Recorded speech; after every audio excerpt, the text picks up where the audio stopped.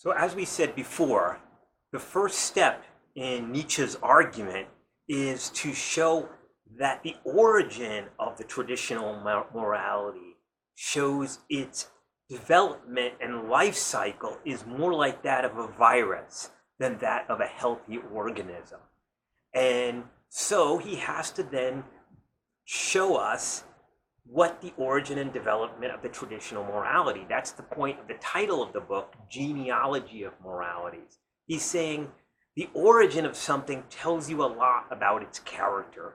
And therefore, if we look at the origin of the traditional morality, the Judeo-Christian Greek morality, we're going to see that its origin should cause us to suspect it. So how is he going to delve into its origin? He wasn't there when it was developed. Well, there are two basic strategies he considers. One is the evolutionary strategy of the English psychologists, he calls them. Okay? You would see this as a common way of talking about how morality arises, how, for example, unselfishness arises in scientists called evolutionary biologists who are social evolutionists. They argue, people like Richard Dawkins would argue that our moral concepts come from the fact that they contributed somehow to the survival of society and our species, and therefore endowed our species with an evolutionary advantage to have rules that bound society together into communities and to have this notion of ought or duty or right or wrong. And Dawkins is no different than the 1800s and the 19th century evolutionary biologists who did the same. And Nietzsche thinks this is not the right way. Well, how did they go about it? They went and said, okay, well, isn't unselfish behavior useful? Yeah, it's useful to those who are the beneficiaries of that behavior, right? If I'm generous and give you money so that you can buy a house and support your family, then what happens is I contribute to the survival of the human race, because then you can have children and flourish and the population rises, right? The more generous people are, the more society as a whole benefits.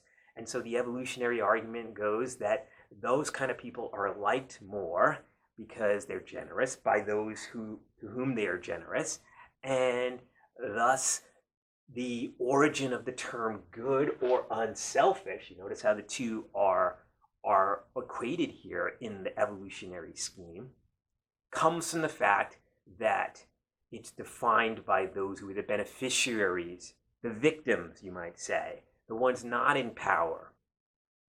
Nietzsche says that's a great theory. The problem is then they have to all of a sudden forget that what is unselfish is useful, because we don't praise someone for being unselfish because it's useful to them. If we find out that they're doing it for an ulterior motive, we don't think they're good anymore.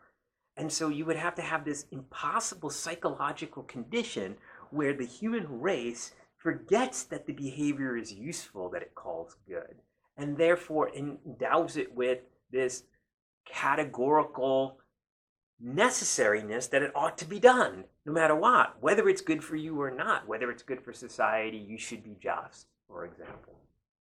And so what we see here is Nietzsche thinks that this is psychologically untenable, and it's pie in the sky because it tries to make generalizations over all cultures without looking at the cultures themselves and seeing how those cultures actually historically developed. So he advocates the second method, which is don't get into these general scientific discussions of the utility of morality. Instead, look at the actual development of the terms in these languages. Because the interesting thing about human conceptual development is all concepts are in language. They're linguistic concepts. And so if we can look at the development of a language and a culture in that language, then we can find out what the earlier stages of the conceptual development is. This is called an etymological argument, and Nietzsche was eminently qualified to make such an argument because his original vocation was that he was a classical linguist or philologist. And so he knew the languages and he knew their development through looking at literature in the past.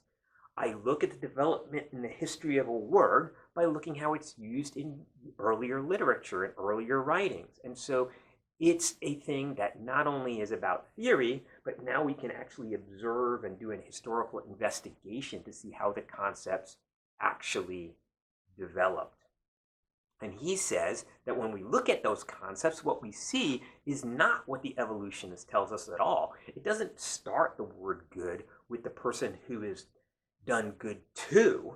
It actually starts with the person in power. It starts with the people who are in the higher social castes.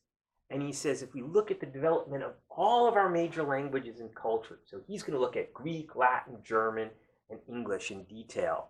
And I will add, in support of this, my history, my knowledge, linguistic knowledge in Chinese, to show that that actually supports his theory too. And so thus you have pretty much all Indo-European languages and the languages of the East confirming that there was this shift in meaning. How does the shift go? It goes from good being defined as the powerful, the strong, the one who has it all, to a shift to good being defined as the one who gives up power, the one who's the servant of all, the one who denies themselves, the weak, the humble, the poor. And so he says we can actually chart it like fossils and show how it really underwent this shift in meaning. And if it did undergo this shift in meaning, then what we see is a revolt.